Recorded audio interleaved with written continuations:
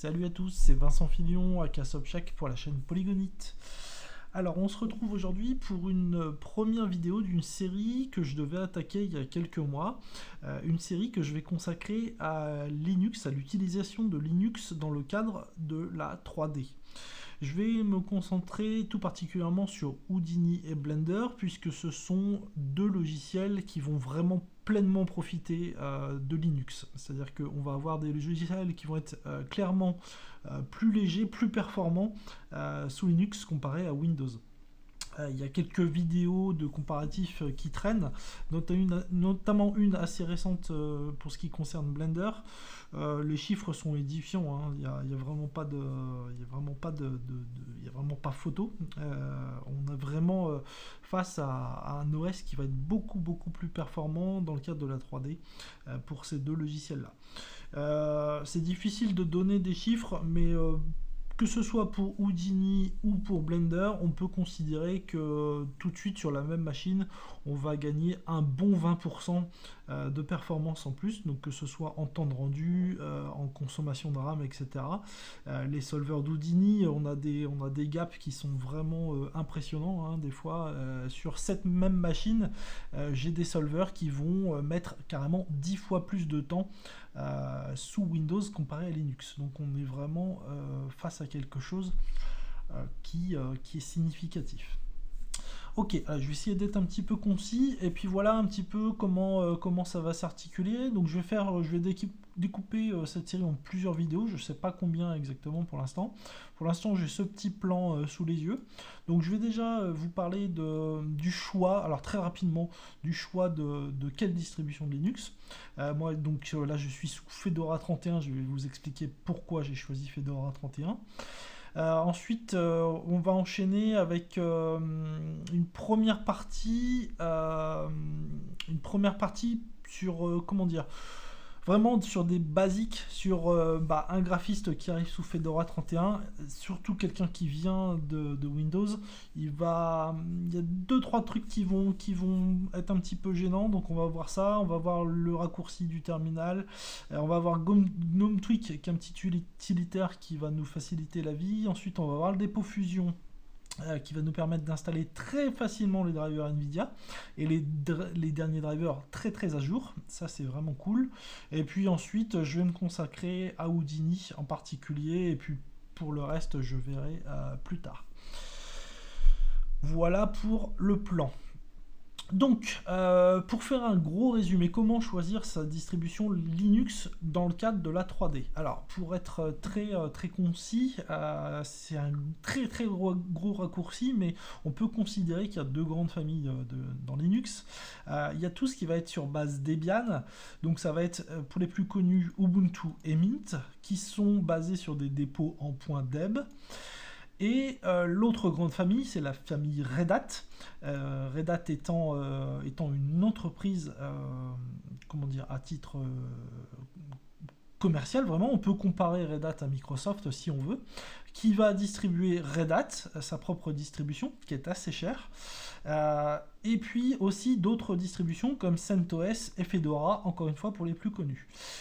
Ces trois distributions sont très proches, sachant que CentOS c'est exactement la même distribution que la Red Hat, si ce n'est que vous n'avez pas de support, c'est-à-dire que vous ne pouvez pas vous adresser à Red Hat pour avoir du support. Donc CentOS et Red Hat, c'est exactement la même chose. Donc oui, j'ai oublié ce détail qui n'en est pas un. La famille Red Hat est basée sur des dépôts en .rpm. Fedora est une distribution un petit peu à part dans la famille Red Hat, sachant que c'est une distribution qui est une dite vitrine technologique pour la famille Red Hat. Ça signifie que on va vraiment trouver les derniers logiciels, par exemple les derniers GNOME, etc. Le dernier Deepin, enfin voilà, on est sur quelque chose qui va être très avancé. Alors, quand on est graphiste, quoi choisir? Alors, il n'y a pas de vrai bon choix, je dirais que les deux peuvent se justifier. Il y a une chose quand même qui, moi, me fait pencher pour la famille Red Hat, c'est la majeure partie, comment dire ça, les éditeurs dans la 3D en particulier vont beaucoup se baser sur du RPM. Donc le fait de choisir une distribution de la famille Red Hat, ça va vous enlever quelques petits soucis parce que vous allez pouvoir télécharger directement des RPM, vous aurez un petit peu moins de problèmes de conversion. C'est particulièrement vrai pour Maya, qui est une vraie plaie à installer sur une Red Hat, si je commence à m'en mêler les pinceaux, sur une Debian. C'est-à-dire que installer Maya sur un Ubuntu ou sur un Mint, moi j'ai échoué il y a quelques mois sur une Mint, c'est pas faute d'avoir cherché, d'avoir posté des choses, etc. J'ai jamais pu installer une Maya, sachant que Autodesk distribue en RPM. Alors en fait il distribue comment on appelle ça? Je suis en train de le télécharger là, mais justement, c'est une archive qui contient un script, mais c'est un script qui tourne sur du RPM. Donc en gros, sur ces 3-4 OS là, les OS sur Red Hat, vous allez l'installer quasiment en un clic, ce qui est vraiment pas le cas sur du Debian, donc attention à ça. Si vous êtes dans la 3D et que vous avez besoin de Maya, déjà, je pense que vous pouvez faire une croix sur tout ce qui est Debian. Alors, moi, donc, pour justifier mon choix de Fedora, alors déjà, Fedora est gratuite. Comme je vous ai dit, on est sur une vitrine technologique, donc c'est très performant. On a vraiment pleinement la puissance d'un Linux. Si je prends l'opposé, c'est un petit peu Ubuntu qui est très très populaire parce qu'il est très automatisé, etc. Mais alors franchement, le gain de performance entre Windows et Ubuntu, il n'est pas énorme, alors que je vous assure que quand vous faites sur la même machine que vous faites un dual boot entre un Fedora et un Windows, là vous avez clairement des très très très très grosses différences, que ce soit même en termes de démarrage des softs, etc. Voilà, Fedora, c'est vraiment pas là pour rigoler, ça tourne très très très fort. Ensuite, on a des dépôts qui vont être très à jour. Alors ça peut être, c'est aussi ça peut être du positif et du négatif. Si je prends l'exemple de Blender par exemple, donc là je suis dans alors ce soft s'appelle Logiciel, c'est le gestionnaire de téléchargement, c'est un petit peu l'équivalent de l'Android Store si vous voulez. Quand je cherche Blender, on voit que je suis ici sur une 281A. Donc vous voyez, mise à jour le 10.01, sachant que j'enregistre ici, je suis le 11 janvier, donc cette version a une journée, elle est déjà dans les dépôts Fedora. Donc ça peut être un avantage comme un inconvénient, parce que si on a des logiciels qui sont un peu instables, on a les logiciels qui sont instables. Mais pour moi, c'est un avantage, je suis conscient de ça. Dans les négatifs, comme je viens d'en parler un petit peu, le fait que ce soit une vitrine technologique, ça peut être un petit peu instable. Alors j'ai vraiment mis des guillemets parce que ça fait maintenant quelques mois que je tourne sur Fedora. J'ai vraiment eu aucun souci de stabilité. La seule chose à savoir, c'est que comme on est sur quelque chose qui est toujours très à jour, on a les derniers noyaux, donc il y a un petit risque, en particulier avec les drivers graphiques, que un jour ou l'autre, votre OS ne démarre plus. On verra ça à la fin de cette vidéo, je pense. Il y a un moyen de s'en prévenir, donc ça c'est vraiment à prendre avec des pincettes, un peu instable dans le sens... si vous voulez quelque chose de très très stable, ça va être CentOS qu'il va falloir aller chercher. Autre inconvénient, il y a peu d'automatisme, c'est-à-dire que on va le voir par exemple avec Houdini. Si vous installez Houdini sur un Ubuntu par exemple, vous allez avoir tout de près servi sur un plateau. Il n'y a absolument rien à faire. Par exemple, le lancement du gestionnaire de licence d'Houdini va être complètement automatisé sous Ubuntu, alors que sous Fedora, c'est une petite ligne de commande à faire, avec éventuellement un alias. Il y a un petit peu plus de manipulation. Donc Fedora est un petit peu moins automatisé qu'un Mint ou qu'un Ubuntu. Vous allez peut-être aussi pouvoir, vous allez peut-être vous demander aussi pourquoi pas CentOS par rapport à Fedora, puisque CentOS est lui aussi gratuit. C'est tout simplement pour la communauté, c'est-à-dire que CentOS, au niveau documents et au niveau communauté française, c'est un petit peu plus austère, il y a beaucoup moins de choses pour CentOS, alors que Fedora, il y a un forum et puis une communauté assez active et une communauté francophone active. Voilà pour cette première intro. Donc ce que je vous propose, c'est que là, je vais lancer... Alors, moi, mon OS, là, il est installé, il est assez frais. Je suis passé à Fedora 31 il y a 2 jours. Mais j'ai tout de réinstallé. Donc pour pas comment dire, pour pas pourrir mon système, en fait, je vais lancer un autre Fedora en machine virtuelle, qui va être ici. Et puis je vais faire comme si j'installais un système tout neuf, ce qui fait que ça va vous permettre de découvrir un petit peu au fur et à mesure comment ça se passe avec, comme si vous veniez d'installer un Fedora tout propre sur votre machine. Donc, hop, je me log sur ce Fedora 31 tout neuf qui est en machine virtuelle. Donc là, au fond, on est d'accord, hein, c'est mon Fedora. Et puis ici une machine virtuelle qui va me permettre de vous faire voir un petit peu quelques astuces. Avant d'attaquer vraiment ça, je voulais faire un petit peu le tour avec vous. Oui, donc comme je le disais au début, Autodesk va distribuer en RPM. DaVinci, donc c'est pareil, c'est un zip, c'est le même principe que Autodesk. Vous avez un zip qui contient à l'intérieur un script, mais c'est un script qui est lui aussi basé sur du RPM.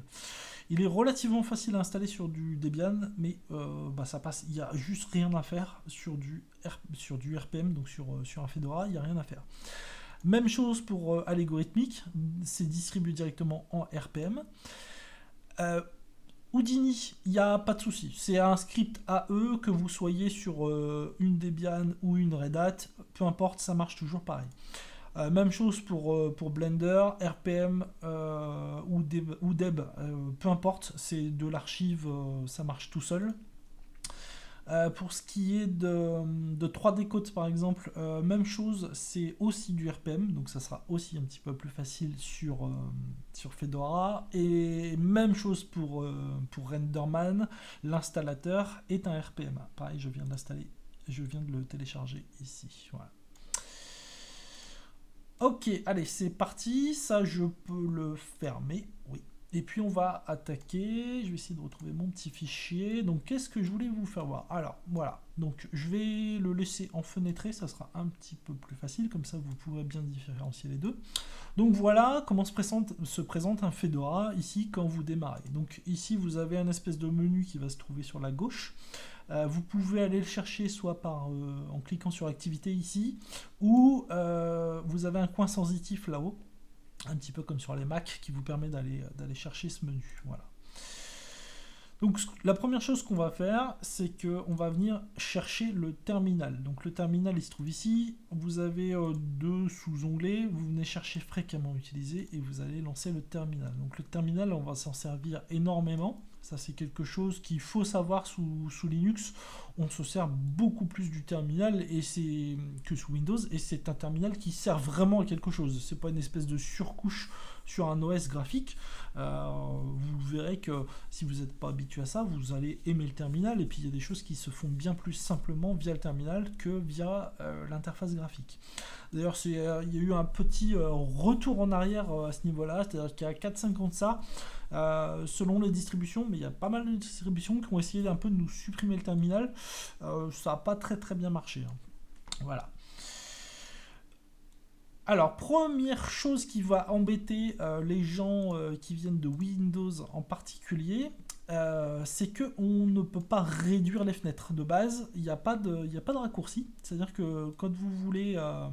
alors, je ne vais pas rentrer dans les détails, mais ça ne fonctionne pas comme ça. Donc, quand vous voulez réduire une fenêtre, c'est pas possible, on la ferme, il n'y a pas de raccourci. Donc, pour ça, on va s'installer tout de suite un petit utilitaire qui s'appelle GNOME Tweak. Et puis, ça va nous permettre aussi de voir ensemble DNF. Alors, DNF, c'est un logiciel, c'est le logiciel qui va gérer les paquets de votre Fedora. Donc les paquets, c'est quoi? J'en ai déjà parlé un petit peu tout à l'heure. C'est le même principe qu'un Android Store. C'est-à-dire que l'Android Store, en fait, pourquoi il existe? C'est pas pour rien, c'est parce que Android, c'est un système Linux, et Linux est un OS qui est basé sur des dépôts. Des dépôts, c'est quoi? C'est une espèce de bibliothèque en ligne de logiciels. C'est-à-dire que normalement, de base, on ne va pas chercher ces logiciels sur Internet, on ne les télécharge pas pour les installer, on se sert des dépôts. Donc pour ça, on utilise soit logiciel, qui est ici. Alors, lui... Voilà, donc c'est la première fois que je le lance là sur cet OS. En fait, voilà, ça ressemble à un store. Hein. Ici, si vous voulez, GIMP, vous cliquez dessus, vous allez cliquer sur installer, etc. C'est vraiment là le principe du store. Sauf que, comme je vous disais, on va plutôt utiliser DNF très souvent. Donc on peut faire un DNF install. C'est la commande de base, et GNOME. On va aller chercher GNOME Tweak. Donc, quand on connaît le nom du logiciel, il suffit de le taper. Là, je vais faire rentrer, vous allez voir ça ne va pas fonctionner parce qu'il y a un détail que je vais vous faire voir juste après. Je vais toujours le lancer comme ça. Et voilà ce qu'il vous dit. Cette commande requiert les privilèges du super utilisateur. Donc ça veut dire quoi? Ça veut dire qu'en fait, avant cette ligne, on vient faire un sudo. Donc le sudo, c'est super utilisateur do. Donc le super utilisateur fait. Si je viens faire entrer, maintenant il me demande mon mot de passe super utilisateur, je fais entrer, et là je vais pouvoir aller installer mon logiciel. Alors GNOME Tweak, il ne le connaît pas, je vais faire un... Alors je dois confondre tout simplement, je vais faire un GNOME DNF info GNOME Tweak, j'aurais pu mettre une étoile, ça aurait été peut-être mieux.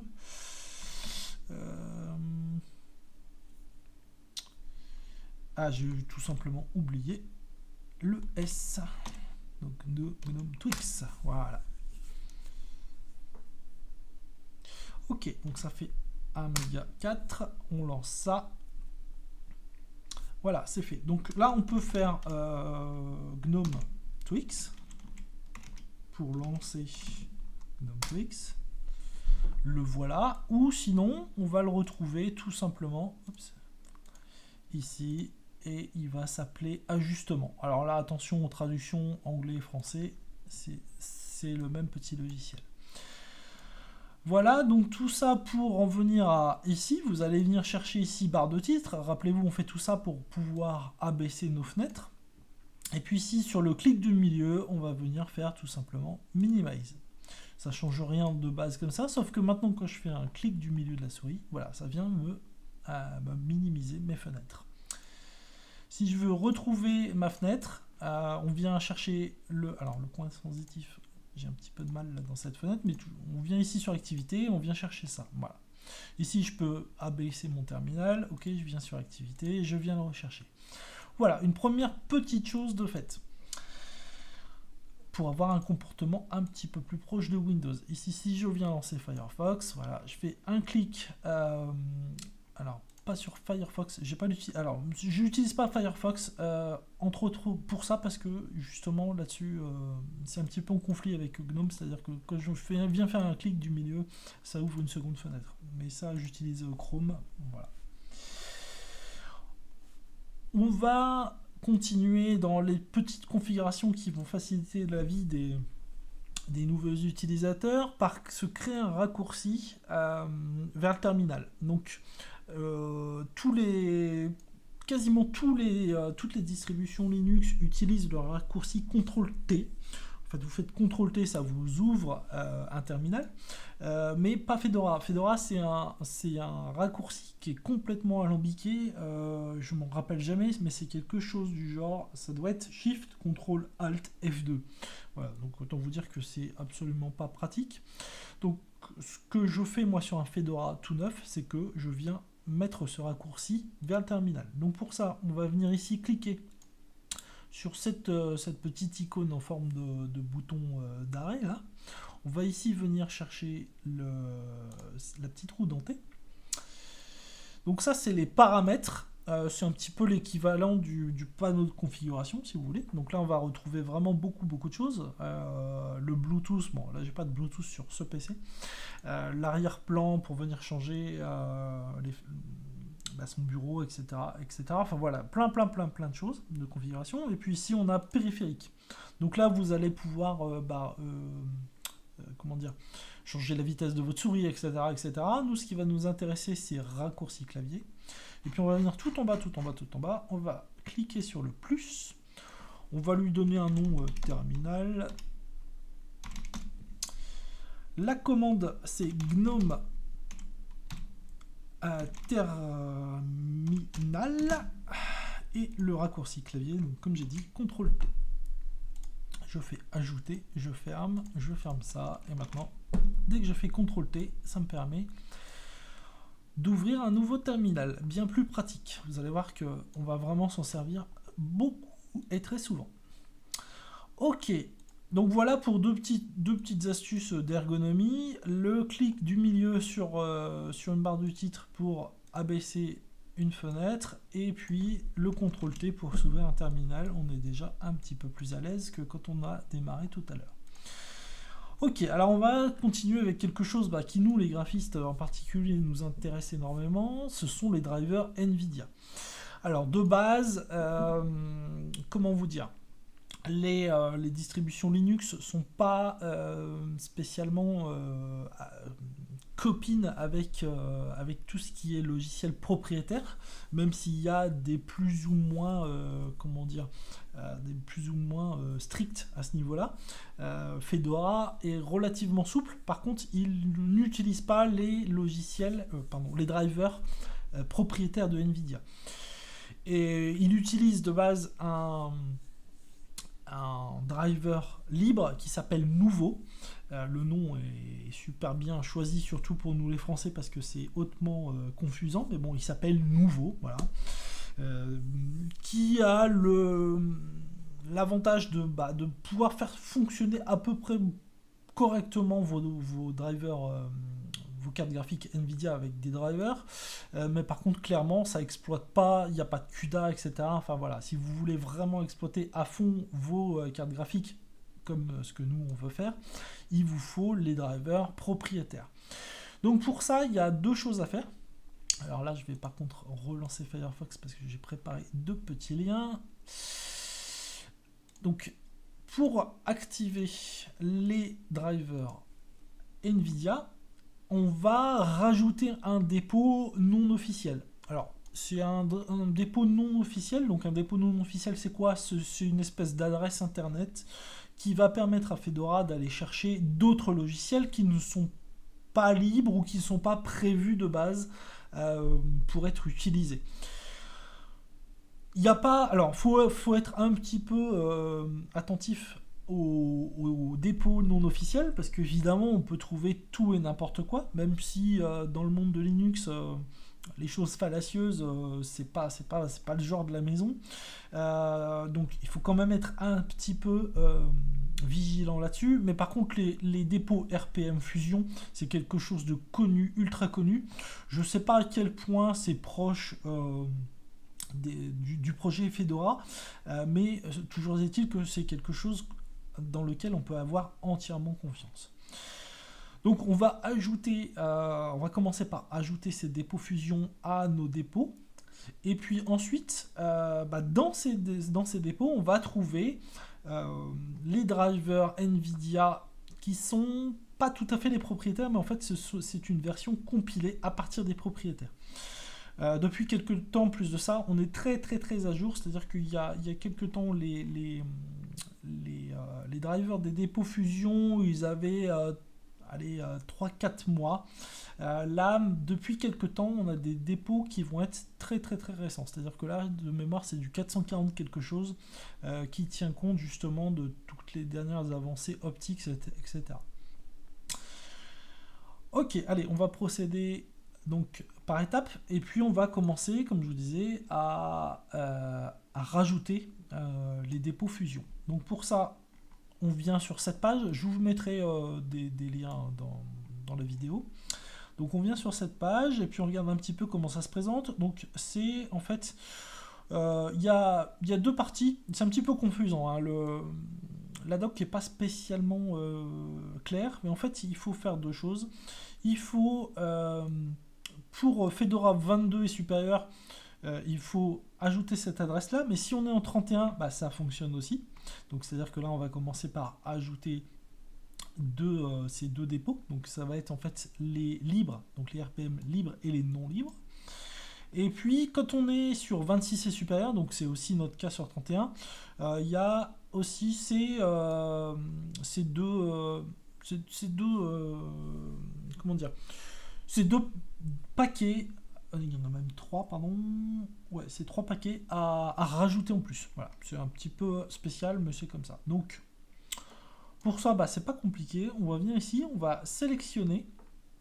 Et là, je vais vous faire voir une astuce de Linux. Donc, on vient juste sélectionner. Je fais pas de copier-coller, je fais rien du tout. Je vais revenir ici dans mon terminal. Je vais mettre un sudo par devant. Et ce que je vais faire, c'est qu'en ayant ça de sélectionner derrière, je vais faire un clic du bouton du milieu de la souris et vous voyez que ça me fait un coller.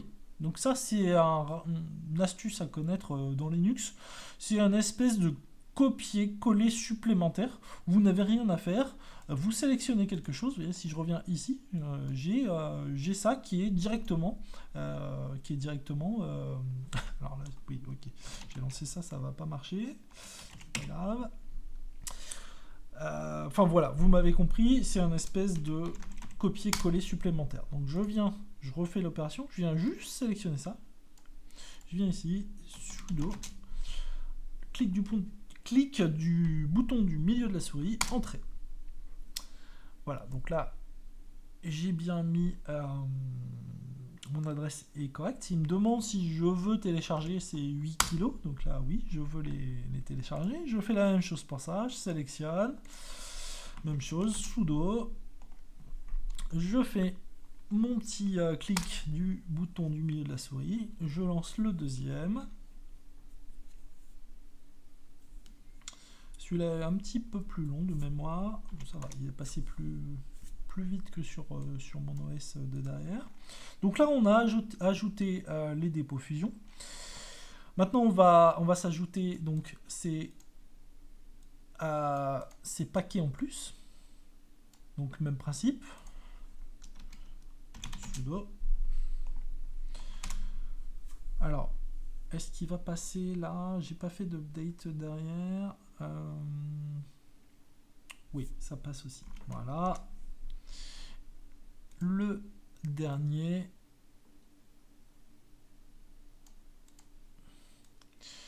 Ok, c'est ça. Alors attention aussi, ça, bah pareil, hein, si vous débutez vraiment, ça c'est quelque chose, vous voyez ce dièse là, c'est quelque chose qui pose problème. J'ai pas fait oui, pardon.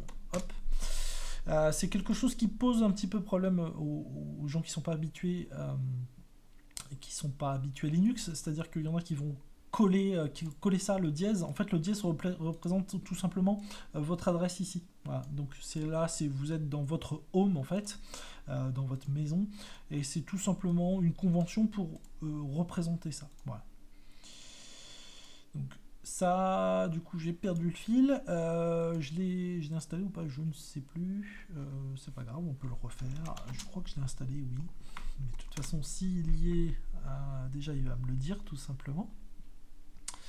Eh ben non, je ne l'avais pas fait. Ok. Oui. Ok, voilà. Donc ça, c'est fait. Donc, j'ai ajouté les dépôts Fusion. Donc maintenant, si je vais faire pour être un petit peu plus clean, je vais faire un sudo dnf update qui va tout simplement rafraîchir la base de données de DNF. Donc vous voyez que ici, il a bien pris en compte, il a bien trouvé les dépôts Fusion, ok, RPM Fusion. Et puis il me dit qu'il n'y a rien à faire, bah, tout simplement parce que mon OS est à jour. Ok. Donc maintenant que j'ai mes dépôts Fusion installés, je peux revenir ici sur la page des cartes graphiques NVIDIA, et puis je vais vous faire pareil, un gros raccourci, hein, je vous invite à lire cette page en entier, mais je vais vous faire un très très gros raccourci pour vous expliquer un petit peu comment ça fonctionne. Donc en fait tout simplement ça fonctionne par un paquet qui s'appelle Hackmod NVIDIA ou Kmod NVIDIA. Je vais vous présenter les deux différences tout de suite. Et ce paquet, donc c'est un petit logiciel, en fait, il va tout simplement aller chercher les derniers drivers NVIDIA, et pour le hack mode, il va les compiler en fonction de votre noyau. Donc c'est vraiment celui-là qu'il faut prendre, attention, ça vous évitera bien des soucis. Le second fonctionne de la même manière, si ce n'est qu'il va chercher des pilotes déjà compilés. Et c'est là où il faut faire attention. Je vous disais tout à l'heure, le petit souci de Fedora, c'est que ça peut être instable. Alors, c'est instable, en particulier sur les drivers graphiques, si vous installez Kmod NVIDIA. Parce que tout simplement, comme c'est très très à jour, il se peut que vous téléchargiez un noyau avant même que les drivers soient disponibles. Et puis à ce moment-là, si ça arrive, si vous avez un noyau plus récent que vos drivers, et ben votre interface graphique ne démarrera plus. Avec Hack Mode NVIDIA, il n'y a pas ce souci. C'est-à-dire qu'on va installer celui-là, et à chaque fois qu'il va y avoir un nouveau noyau, il va compiler vos drivers avec les drivers NVIDIA propriétaires en fonction de votre noyau. Donc avec ça, il n'y a pas de souci. Donc pour l'installer, c'est on ne peut plus simple maintenant. Avant, il y avait toutes ces étapes. Le hack mode NVIDIA, etc. 300. La page n'est pas à jour, mais il y avait ces différentes étapes. Soit on allait chercher ça, etc. Machin, etc. Bon, bref. Au jour d'aujourd'hui, c'est extrêmement simple. On vient chercher ça, on vient le coller, on vient faire un sudo. Donc en fait, c'est la même chose, un sudo. Alors pardon, pas le info, ça on s'en fiche. Le install, voilà, le ici, install. Ok. Donc sudo dnf install hack mode NVIDIA. Je vais le lancer. Je ne sais pas si ça va marcher sur cette machine virtuelle parce que en machine virtuelle comme ça, on n'a pas accès aux cartes graphiques NVIDIA. Pas de base comme ça. Je vais le lancer. Je pense que ça va pas marcher, mais chez vous, si vous avez une carte NVIDIA, ça va fonctionner. Et puis je vais le laisser tourner. Alors vous voyez, même si là ça marche. Je vais faire oui. Alors vous voyez que il y a 125 mégas à télécharger. Une fois installé, on sera à 430 mégas sur le disque dur. C'est ce que ça nous indique là. Et regardez bien ici dans la liste de tout ce qui vient nous chercher. Alors peut-être que c'est là où je vais avoir une différence. Alors. Je vous demande juste 2 petites minutes, je me concentre un tout petit peu. Ok, alors là, en fait, c'est exactement ce que je vous disais tout à l'heure. Comme la machine virtuelle n'a pas accès à la carte graphique, pas à la carte graphique NVIDIA en tout cas, c'est une fausse carte graphique qui est configurée, qui est, je crois, une Intel de base. Il n'y a pas l'automatisme jusqu'au bout, mais toujours est-il que chez vous, en fait, aujourd'hui, juste avec cette ligne-là, donc vous pouvez oublier tout le reste, vous n'avez plus à faire ça, parce qu'en fait, il va vous installer tout seul les bons drivers de la dernière version. C'est-à-dire que là, j'ai réinstallé sur ma machine, sur cette machine-là, celle de derrière, là, j'ai réinstallé les drivers NVIDIA, il est allé me chercher tout seul les 440 et quelques. Donc, en gros, il n'y a plus que cette étape-là aujourd'hui. Voilà. Donc, on ne peut plus simple.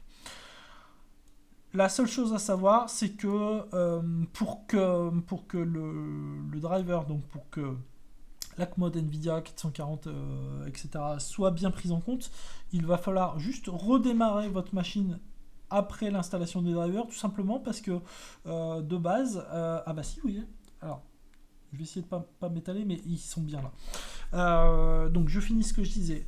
Comme je vous ai dit tout à l'heure, de base, on a le driver nouveau qui fait tourner la carte graphique. Il peut pas, là, avec ce type d'installation, il peut pas couper il peut pas chanter nouveau, il peut pas le couper et redémarrer sur les nouveaux drivers NVIDIA. Donc en fait, il faut tout simplement redémarrer l'OS, bien évidemment.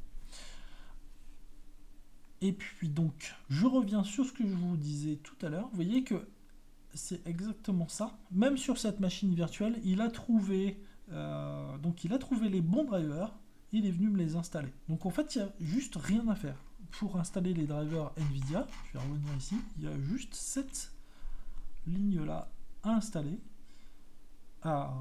enfin cette ligne-là à taper dans le terminal, la lancer, ça fait cette installation qu'on vient de voir. Vous redémarrez votre machine, donc là c'est ce que je vais faire. Hop. Redémarrer donc la machine virtuelle, et puis bah c'est terminé, vous avez vos drivers qui vont être vos drivers NVIDIA qui vont être installés. On va la laisser redémarrer, on va juste vérifier ensemble. Alors là c'est un petit peu une surprise pour moi. Bon, c'est vrai que le logiciel de virtualisation là est tout nouveau, il y a beaucoup de nouvelles fonctionnalités, mais je suis un petit peu surpris qu'il trouve la carte NVIDIA. On va le vérifier ensemble. Comme ça vous permettra de voir aussi chez vous, sur votre Fedora, de vérifier que vous ayez bien les drivers NVIDIA d'installer, les drivers propriétaires.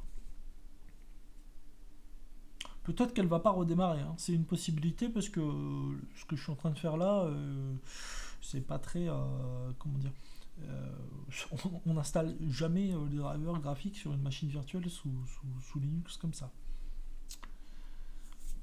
Allez, je vais peut-être faire une petite pause sur la vidéo, du coup, voir un petit peu si ça redémarre ou pas.